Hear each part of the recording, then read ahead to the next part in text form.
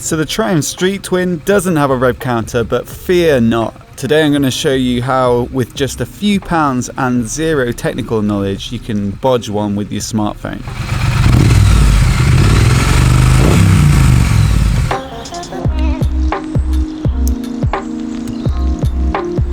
The first thing you're going to need is an OBD2 sensor.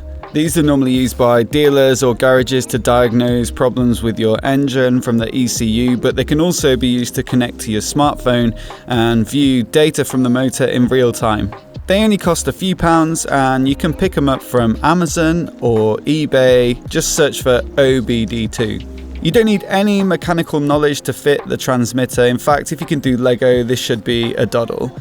Pop the saddle off and you'll see there's a cable under there that's connected to a blank. It's got quite a big waterproof housing over it. So just get that loose and then the transmitter just pushes onto that connector, and there's plenty of space to just leave it nestling under the saddle while you ride. If it's working, you should see the lights flashing on the transmitter as the unit starts to draw power, and it's worth keeping in mind when you buy one that some of them have sleep modes with a vibration sensor, so that when the engine isn't running, it's not drawing any power and therefore it's not going to drain your battery if the bike's sat on the driveway. So I went for one of those units and paid a tiny bit more for something that isn't going to need disconnecting every time you park up.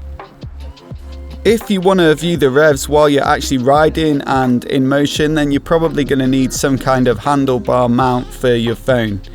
There are loads out there. I use one that's probably on the more expensive end, but I think it's really good. It's by Quad Lock and it includes a phone case that just twists onto your bars.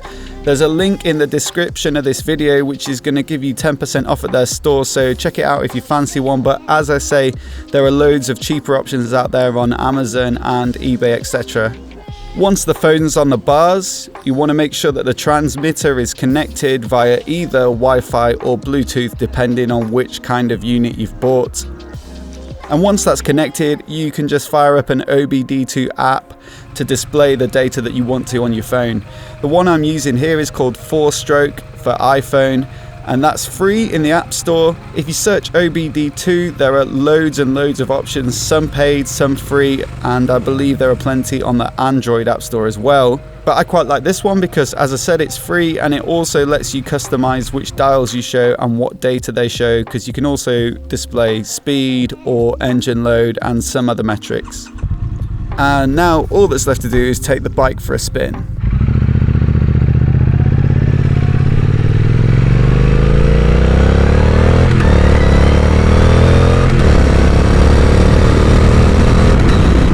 You can use the Rev-Counter to make sure you're kind of hitting those peak torque and horsepower figures. So on the Street Twin, I think peak torque is around 3,200 revs, peak power is up around 6,000 revs. So if you're on the twisties trying to get the most out of the bike, you might find it useful to have the Rev-Counter in front of you.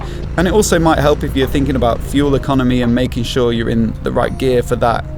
Now, if you're still watching at this point in the video, I've got a little treat for you. I bought 4 extra OBD2 sensors when I bought mine, and I'm going to give them away. So if you want one, I'm going to do it first come, first serve in the comments. So just comment below letting me know you want one, and the first 4 people to ask for one, I'll DM you for your address and I'll post one out to you. Hope you guys have enjoyed this video. If you got any questions about this, let me know in the comments below, but otherwise I'll catch you in the next video.